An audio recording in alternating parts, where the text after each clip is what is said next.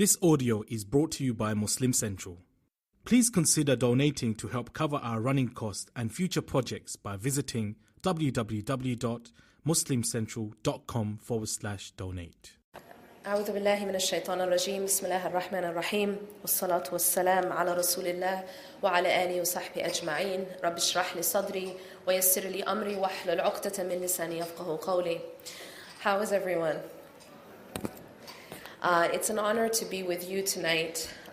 It's my last day in Toronto, and alhamdulillah, it's a beautiful cause. It's a beautiful room. And the topic that I'm speaking about today is one that I think is extremely important, and that is inner peace. Why is this such an important topic? First of all, it's something that every single human being, regardless of their background, regardless of their religion, regardless of what part of the world they live in, every single human being wants one thing. And that is happiness, ultimately happiness. It's something we all seek. Now the problem is, everyone has a different definition of how you get it.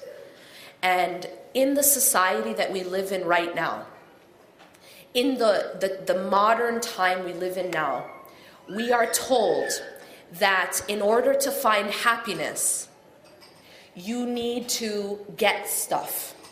You need to have power or money or status. In fact, they did a study in which they asked millennials, what is your number one goal? What's your number one goal? And the majority of them said their number one goal was to make money. And then just after that, I think it was 80% or something. And then just after that, the answer was to be famous. Now there's a reason why this is the number one goal.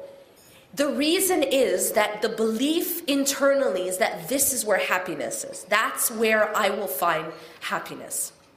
Now I want to talk about that for a moment. What is happiness? Because for me to get somewhere, I have to know where I'm going, right? If I'm going in the car and I'm going to drive, and I have to put something into my GPS, but I'm not really sure what the address is, I'm not going to end up there, right? So I have to be clear about where it is I want to end up if I'm going to get there. What is true happiness? And the answer is this. There are different types of happiness, okay? I'm going to put it in two categories. There is what I'm going to call physical happiness, and then there is inner happiness. Physical happiness is the happiness that even an animal can have. Physical pleasure is when you, for example, you eat a really great chocolate piece, piece of chocolate cake. That's physically, that gives you pleasure, okay? Physical happiness is something that is at the level that we can even share with animals. But the human being, yes, there is physical pleasure. That exists. And Allah subhanahu wa ta'ala has made some of it halal and some of it haram. So as long as it isn't within the halal, there's nothing wrong with that. But the human being has been given the capacity to reach a higher level happiness. A higher level than just the physical. A higher level than just what an animal can feel or what an animal can experience. Because an animal eats, sleeps, and reproduces, and that's its happiness. But a human being has a higher way to live. And that is the happiness of the heart and the soul. That's the inner happiness or the inner peace. And it's that happiness that people are ultimately seeking when they try to find it in just physical happiness. But that's the end goal that they aren't able to get to because they don't know where to find it or what it looks like. There are so many people who have those things that the millennials were saying that's their goal, right? Wealth and fame. Let's look at the people who have wealth and fame. The people who have wealth and fame, why are many of them committing suicide? Why are many of them addicted to alcohol and drugs? What is it that they're missing if they have the wealth and the fame? What emptiness is it that they're trying to fill? The reason that happens is because there's something inside of every human being that has to be filled, and it cannot be filled with wealth and fame. In fact, as Ibn al-Qayyim says, it can't be filled with anything other than the nearness to Allah subhanahu wa ta'ala. So there is a compartment inside of us. There is a need inside of us. And I'm not just saying us as in the people in this room. I'm not just saying us as in Muslims. I mean human beings. There is a need inside of every human being that can't be filled except in the remembrance of Allah, except in being close to Allah. أَلَا بِذِكْرِ اللَّهِ تَطْمَئِنُّ الْقُلُوبِ. That indeed it's in the remembrance of God that the hearts find true inner peace, that inner peace and tranquility. Now, what are some of the stumbling blocks? What are some of the things that keep us from getting inner peace, true inner peace? Well, there's a few things. To begin with, we live in a world of distraction. Everywhere we turn, we're being distracted. We live in a world that makes us focus on the wrong things, essentially. And those things tend to be that which we can see, that which we can feel, that which we can touch. So we live in a world that basically makes you focused on the physical world and forget about the unseen world.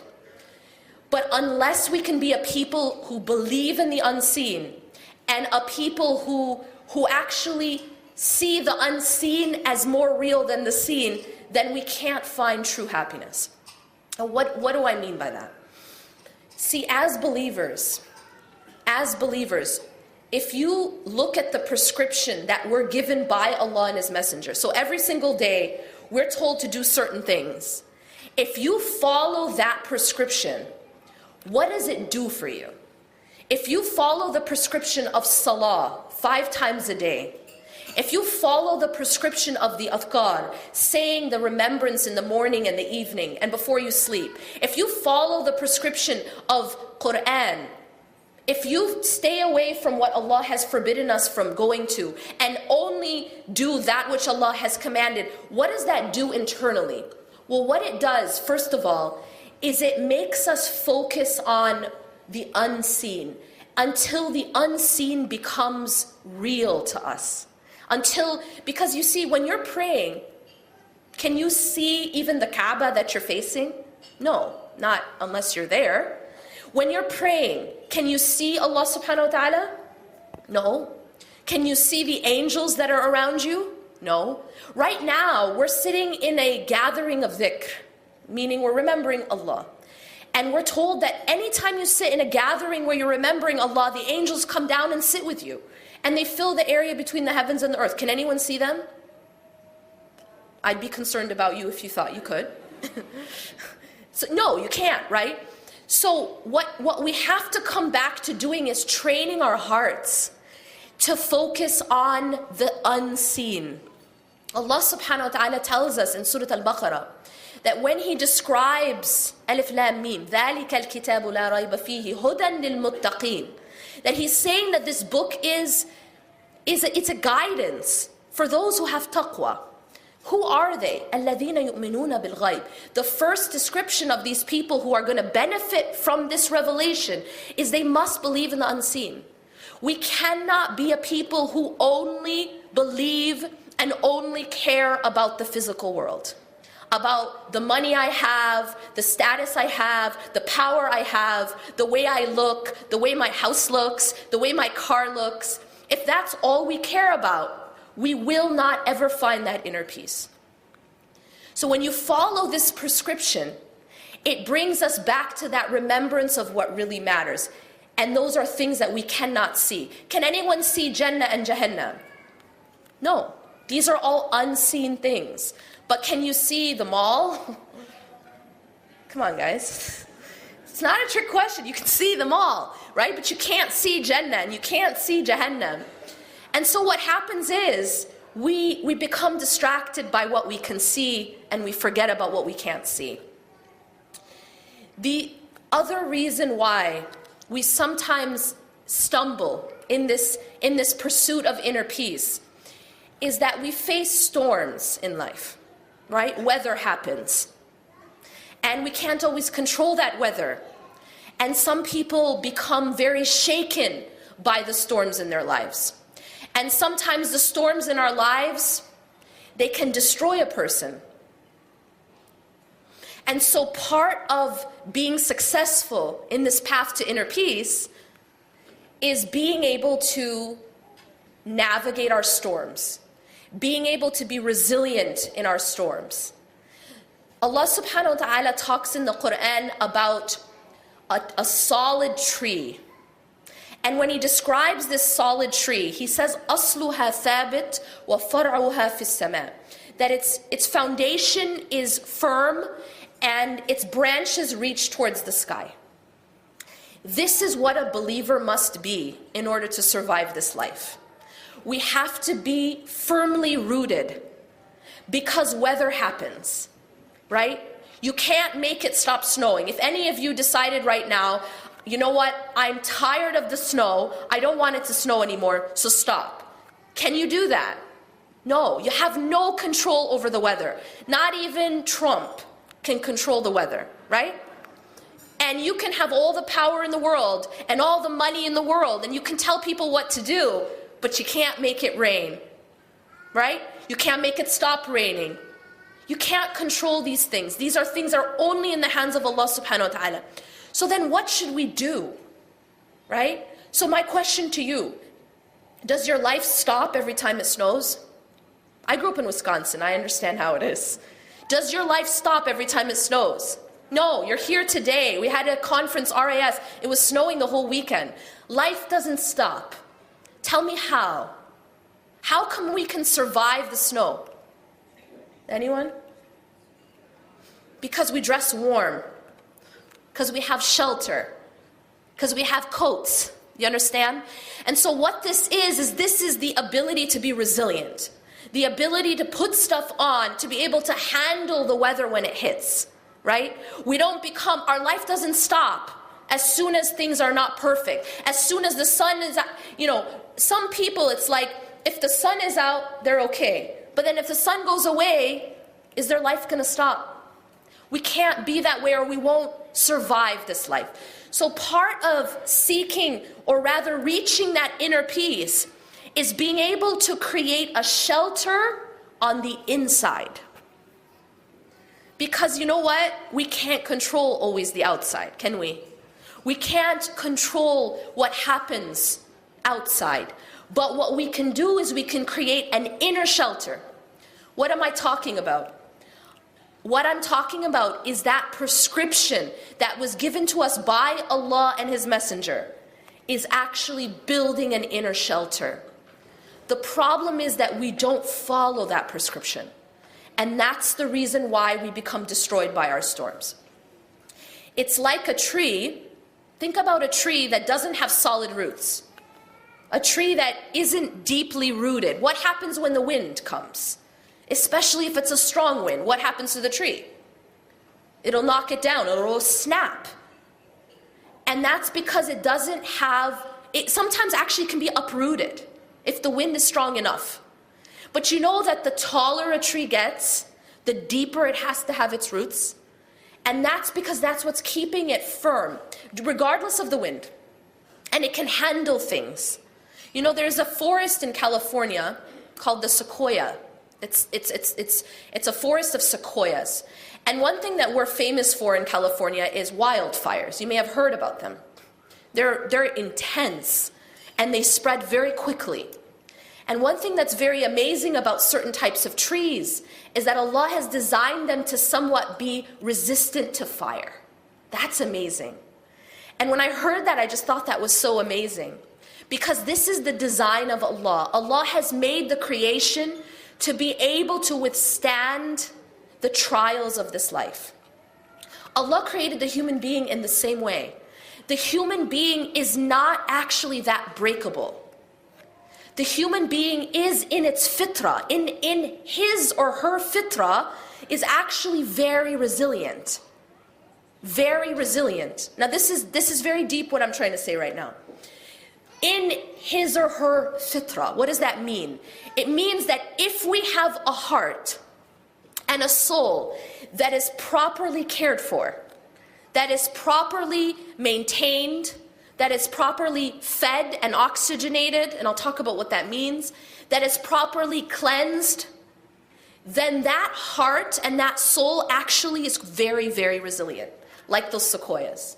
It can handle things you wouldn't imagine. And I will tell you 2 examples of people that I have witnessed with my own eyes, who to me are like those sequoias.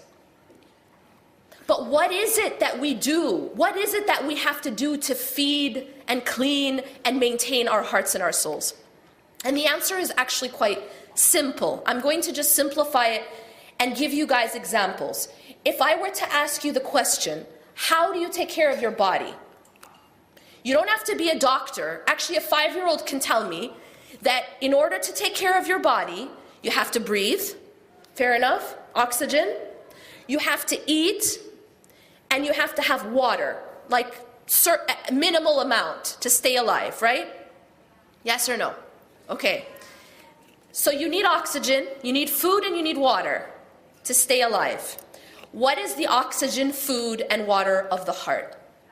And the answer is, it is the remembrance of Allah. Salah is the first thing that is the oxygen of the heart. When a person neglects their salah, it's just like a body that isn't breathing. Or maybe the body's just breathing once in a while. And the same thing that happens to the body when it doesn't get oxygen happens to the heart when it doesn't get salah. It starts to first become very weak, and this is what we call the sick heart, and then eventually it dies until it becomes a dead heart. And that person will be walking around and they will appear to be alive, but they're actually dead. The Prophet ﷺ said the difference between the one who remembers Allah and the one who does not remember Allah is like the living and the dead. And so a person who isn't praying internally is dead. Even though in the physical sense, they are alive, they look alive. But inside, in the true sense, they are dead. And that's because they have neglected, simply because they have neglected their spiritual oxygen. What is the food and the water of the heart and the soul?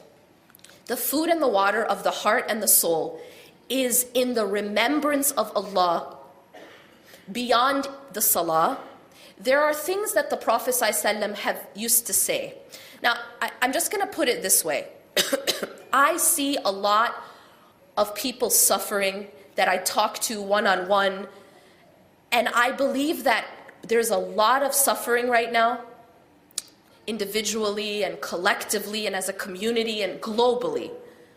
And I believe a lot of our suffering is because we've neglected something very, very important, and that is these adhkar. It is something so small but so revolutionary to the health of the heart. And that's this. Simply put, the Prophet ﷺ used to say certain supplications, du'as. It's a supplication. He used to say them in the morning, he used to say them in the evening, he used to say them before he slept. In fact, there's a supplication for every motion of life, right? He would leave the house, there was a supplication. He'd come back in, there was a supplication. Before bed, when he wakes up, before he eats, when he finishes eating, entering the bathroom, leaving the bathroom. Even before intimacy, there's a supplication. There's a supplication for every motion of life. And the more that we incorporate these supplications, the healthier we're going to be. See, if I were a doctor up here and I were talking to you about physical health, I would have to tell you, folks, you got to breathe.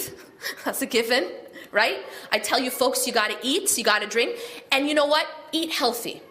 Take your vitamins, right? Take your, eat raw organic food, right? If I'm going to tell you how to take care of yourself, that's what I would tell you, right? This is what I'm telling you, but this is the spiritual food. This is the spiritual vitamins. And a person who takes that is not like a person who doesn't. They are not the same in terms of their spiritual health and their inner health, their inner peace. So the more that you can incorporate of these supplications, and I'm just going to give you guys a very practical way to do that. There's this app that you can download on your phone. You don't have to do it right now.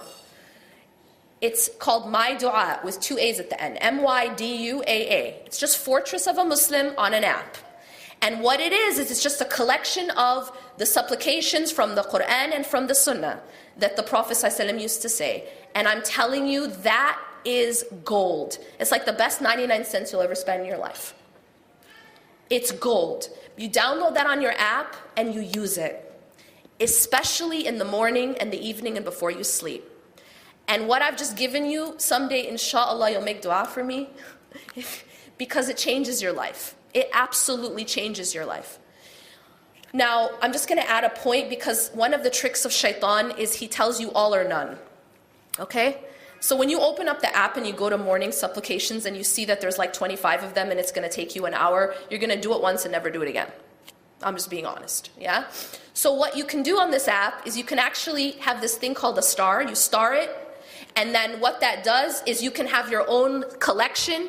If you want to do, just a small amount, but you're consistent, it will have a very profound effect. So you just star it, and then you do just your list. Now, what else? The Quran. This is part of the nourishment of the heart and the soul. Now, like I said, if I were a doctor and I only talked to you about breathing, eating, taking your vitamins, drinking, but I didn't talk about hygiene, I wouldn't be a very good doctor, yeah? If you guys said to me, you know what, I'll breathe, I'll take my vitamins, I'll eat, I'll drink, but I don't need to take a shower, I did that last year.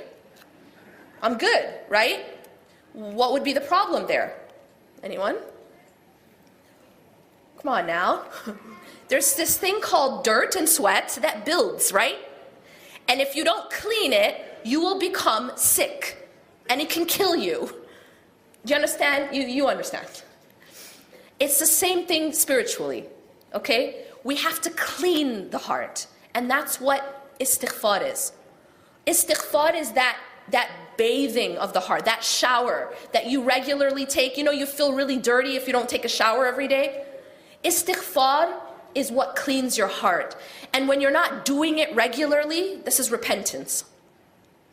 And when you're not doing it regularly, it's like a person who isn't taking a shower. You're going to become, your heart just becomes dirty because we are naturally sinning. We're human. And just like you get dirt on your body, you get dirt on your heart. So you have to clean it. Okay, I just gave you guys 3 things. I said the oxygen of the heart, salah. I said the adhkar. I said Quran. And then that was the nourishment. And then the cleaning, which is istighfar. Now, I want to, before I close, share with you guys 2 personal stories of people that I know.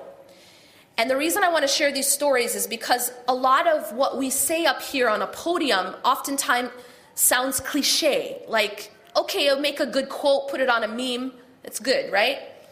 But I want to just tell you these stories of people that I know who are living today, not in the olden days when you hear all these fairy tales and stuff, right? Today.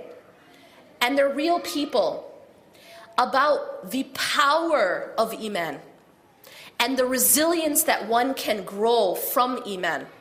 Okay, the first is a friend of mine I met probably about 5-6 years ago. Some of you may have heard me speak about her. She, at the time that I met her, told me her story. She said that many years ago she had a daughter, and when her daughter was around 3 years old, her teacher called and said, your daughter just stopped talking. She's not talking anymore, and we don't understand what's wrong. So she, that was strange. So she took her to the doctor, and eventually the doctor told her that her daughter had a rare genetic disorder called MPS. Now, for those of you who aren't familiar with MPS, it is a disorder that has no cure. And what she was told, this mother was told, is that your daughter, who right now is perfectly healthy, is going to slowly lose all of her faculties until she dies as a child. She's going to lose all her faculties. Slowly. You're going to watch her do that. And there is nothing we can do. There's no cure. So she will lose her ability to do anything. And they said to her, don't expect that she will live past, I think, 13. And then she told me that she had another child, another daughter, and this daughter was tested, and the doctor told her that she also had MPS. And then she had a third daughter, and she also had MPS. And so this woman had 3 children, 3 daughters with MPS. Every single one of them, she was going to have to watch them slowly die. Literally lose the ability even to swallow. To swallow. Do you know our ability to swallow? This is something that I was never thankful for it, because I never even realized it. That your ability to swallow your saliva is a ni'mah. It's a blessing. Because when you can't swallow your saliva, you choke on it. It goes in your lungs. She was actually having to suction them because they couldn't swallow their own saliva properly. So it was making them choke. Then she had a 4th child with severe autism. Now, why do I tell this story? It isn't to tell you, that this is a really, really hard situation and then just leave. The reason I tell this story, and I'm just going to tell you that I've been to her home, I've witnessed how she lives. Basically, her children, her daughters grew into their teens, and by the time I met her, the 3 daughters were, I think they were all teenagers, and they were all completely bedridden. They were on machines. She literally didn't sleep. She was constantly caring for them. Her home was like a hospital. There was a section that was like a hospital. I also, recently, she lost 2 of them. One of them lived until she was 19. For 19 some years, she took care of this child and her other daughter. And now one of her daughters is still alive. May Allah make it easy for them. And the reason I tell this story is because of who this woman is. If I brought her here today, you would say she was the most, she's always smiling, subhanAllah. But the thing that really hit me is that one day she said to me, I'm drowning in gratitude. That's a direct quote. Now what amazed me is that she has a trial in her life that I couldn't even wrap my mind around. And yet she has this trial, and she's saying she's drowning in gratitude. And to me, that's a sign of God. That the power of Iman, to allow a person to not just withstand a little bit of rain, a little bit of snow, but a tsunami, and to not be broken by it, to not be destroyed by it, to the extent that you can actually show gratitude. And one of the things that she always says to me is that she always looks at those who have less than her. She says the thing about her is that she's always worried about the people who are suffering somewhere else worse than her. She doesn't look at her situation and say, why me? But she actually shows gratitude because she looks at those who have less than her. When she first got the diagnosis, there was something really powerful that shook me. And that is that her husband says to her, when he was looking at his 3 daughters after hearing this diagnosis, and you can imagine what that feels like as a father or as a mother, he looked at his 3 daughters and he says, I feel like I'm looking at 3 graves.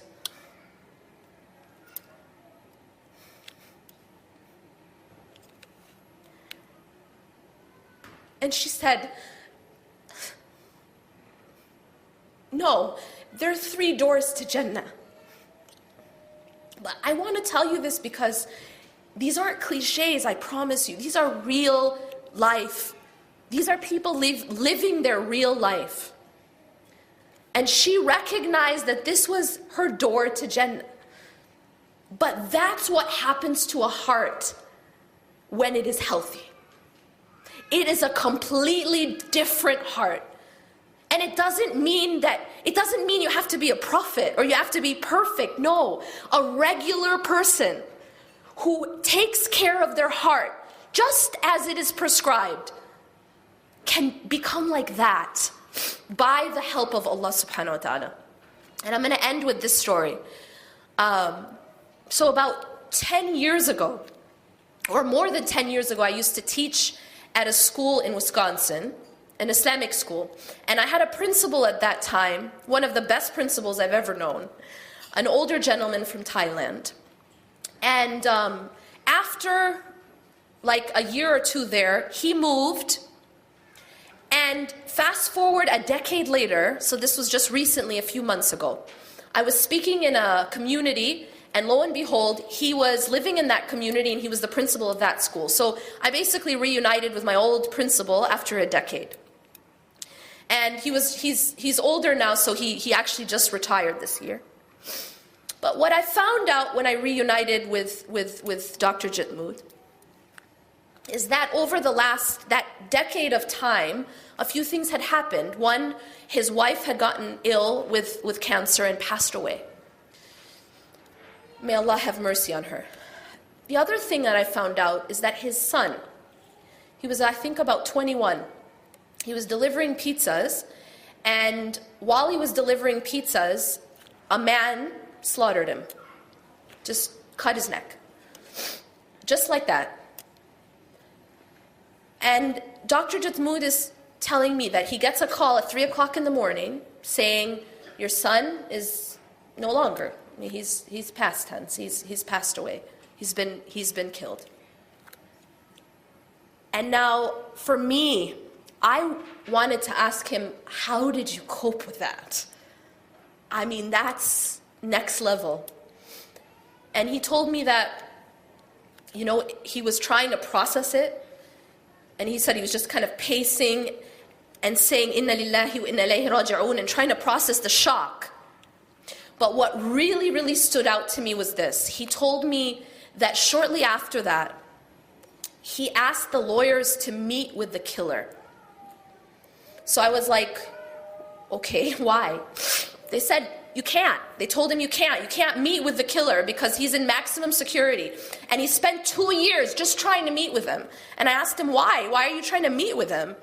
And he said, I want to meet with him because I want to forgive him.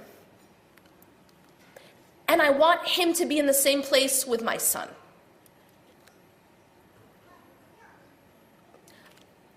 This isn't a story about a prophet. This isn't a story about one of the companions. These are people on Facebook. And these are real. And some of you may have actually, if you Google it, you can find, because what happened is, recently, a few weeks ago, the trial happened, and he finally got to meet the killer.